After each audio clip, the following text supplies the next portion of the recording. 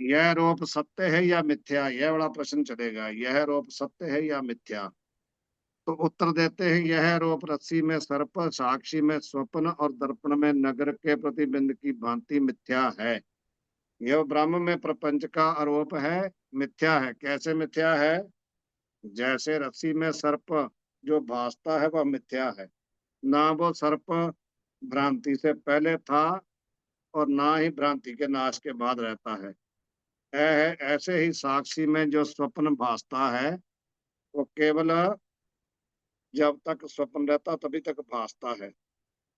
दर्पण में नगर जो भासता है वो भी ऐसे ही है। जो तीन दृष्टांत दिए कि जैसे ये सब मिथ्या है, दर्पण में नगर का प्रतिबिंब जैसे मिथ्या, ऐसे यह आरोप मिथ्या है।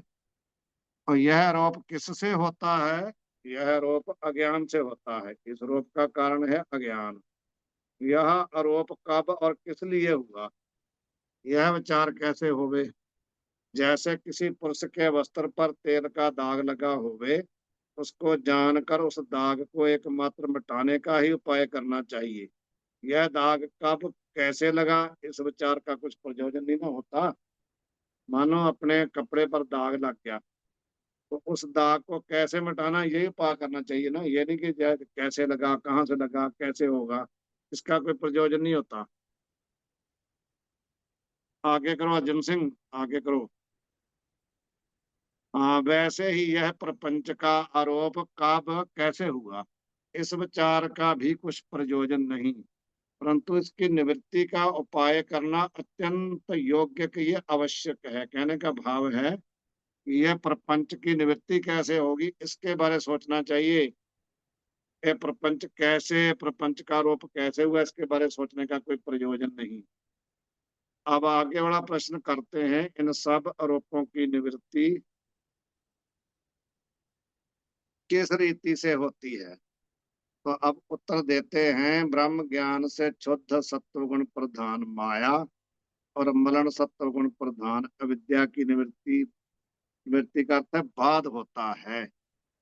किसका बाद होता है? पहले ब्रह्म ज्ञान जब हो जाता है तो सबसे पहले किसका बाद होता है?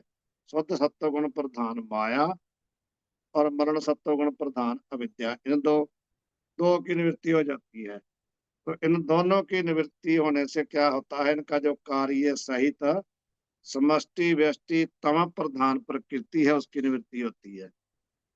एक दूसरे के पश्चात होती जाती है ना। जब एक का होने से, जैसे एक मरते दो मरते चार वाली बात है ना।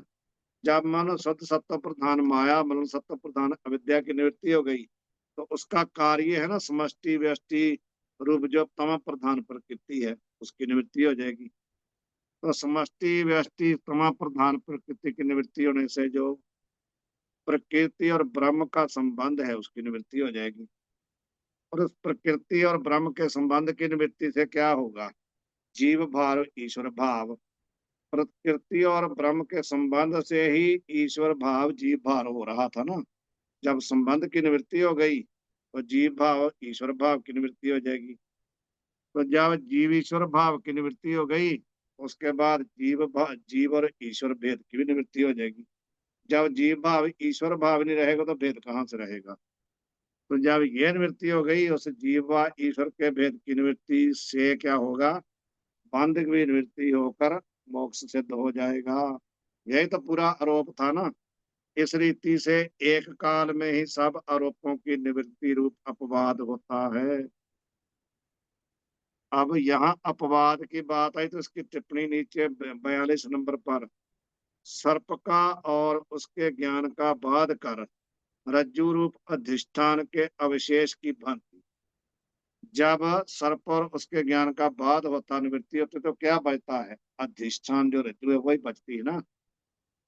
उसकी तरह प्रपंच और उसके ज्ञान का बाद कर अधिष्ठान रूप शुद्ध ब्रह्म की जो उपाधि माया है और उसका कार्य प्रपंच है, उसकी निवृत्ति सहित उपलक्षण रूप अंतःकरण की निवृत्ति रूप अविशेष ही अपवाद है। ऊपर। हाँ, अब आगे प्रश्न है, यह ब्रह्म ज्ञान किससे होता है? इस ज्ञान की प्राप्ति होती कैसे है? तो कहते हैं यह ब्रह्म ज्ञान विचार से होता है। शुरू में बताया था ना कि ब्रह्म ज्ञान का हेतु क्या है? विचार। जो आगे कहा जाएगा, इसको आगे विस्तार से कहेंगे।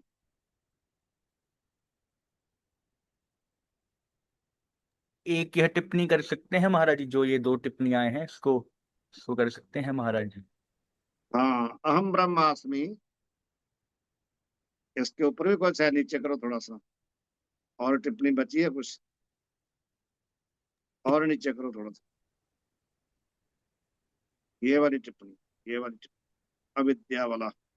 अविद्या तजन्य जगत एवं उन दोनों का ज्ञान, ये सभी व्यवहार के सत्ता वाले होने से अध्यस्त हैं तथा आरोप कोटि में आते हैं। कौन? अविद्या, तजन्य जगत एवं दोनों का ज्ञान, ये सब क्या है? अध्यस्त है ना।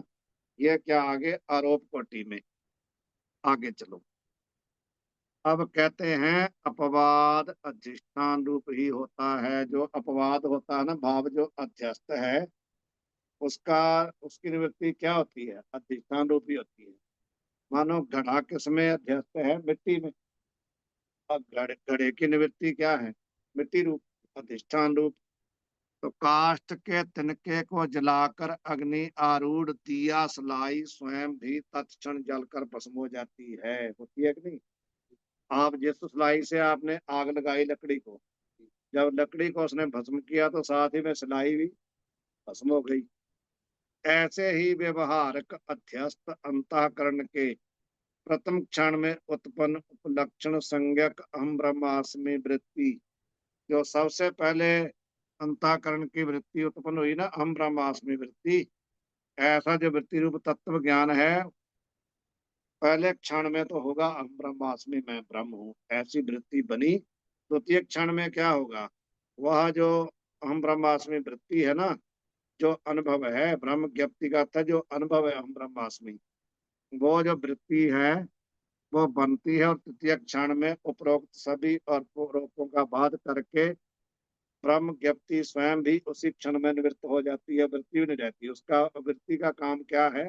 अवर्ण भंग करना। जो अवर्ण था उसने भंग कर दिया, तो ब्रह्माकार जब वृत्ति हुई तो ब्रह्माकार होने के पश्चात तीसरे क्षण में वो स्वयं भी नष्ट हो जाती, उसी में मिल जाती है। व्यवहारक सत्ता वाले अध्यस्त अंतःकरण जन्य होने से ब्रह्म ज्ञप्ति भी व्यवहारक सत्ता वाली अध्यस्त व आरोप कोटि की है। वह वृत्ति क्या है? वो भी आरोप में ही आती है ना, अध्यस्त है ना वो। उपलक्षण संज्ञक ब्रह्म ज्ञप्ति में कहाँ चलेंगे? नीचे रखो, थोड़ा नीचे करो। उपलक्षण ज्ञाप ब्रह्म ज्ञप्ति में महाराज जी आवाज उपलक्षण घट रूप। रही है जी। जी, आवाज घट रही है मेरी। क्यों कट रही? पता नहीं क्या बात। ਤੇ ਮਹਾਰਾਜ ਜੀ ਸਾਨੂੰ ਤਾਂ ਆ ਰਹੀ ਹੈ ਮਹਾਰਾਜ ਜੀ, ਹੋ ਸਕਦਾ ਤੁਹਾਡਾ ਕਨੈਕਸ਼ਨ। अच्छा ऐसा होगा। उपलक्षण संज्ञक ब्रह्म ज्ञप्ति में उपलक्षण स्वरूप अंतःकरण का भाग एवं उपलक्षित स्वरूप शुद्ध ब्रह्म का भाग, ये दो भाग होते हैं। उस ब्रह्म ज्ञप्ति में क्या क्या होता है? एक तो उपलक्षण स्वरूप अंतःकरण, और दूसरा उपलक्षित रूप शुद्ध ब्रह्म का भाग, ये दो भाग होते हैं। अधिष्ठान रूप शुद्ध ब्रह्म की उपाधि माया की व तत्कार्य प्रपंच की निवृत्ति सहित उपलक्षण संज्ञक अंतःकरण की निवृत्ति रूप अवशेष ही अपवाद है। भव सबका अध्यात्म, जितना अध्यात्म दृश्य है उसकी निवृत्ति ही अपवाद है। उपलक्षणात्मक ब्रह्म ज्ञप्ति उपहित ब्रह्म को उपलक्षित संज्ञा देती है। ब्रह्म क्या है? उपहित ब्रह्म ही उपलक्षित है। और उपलक्षण क्या है? ब्रह्म ज्ञप्ति, उसका ज्ञान। तो फलस्वरूप प्रोक्त व्यवहारक सत्ता वाली एवं अपवाद संज्ञक अध्यस्त निवृत्तियां पारमार्थक सत्तावान उपलक्षित ब्रह्म में अध्यस्त ही हैं। यह जितनी निवृत्तियां हैं, कहाँ किसमें है अध्यस्त? परमार्थक सत्ता, तो उसी का रूप हो जाता है। अध्यस्त की निवृत्ति अधिष्ठान रूपी होती है। इस न्याय से अध्यस्त संज्ञक सभी अपवाद उपलक्षित संज्ञक ब्रह्म स्वरूप अधिष्ठान ही है। बिना ब्रह्म के, यह सिद्ध कर दिया कि बिना ब्रह्म के और कुछ है ही नहीं।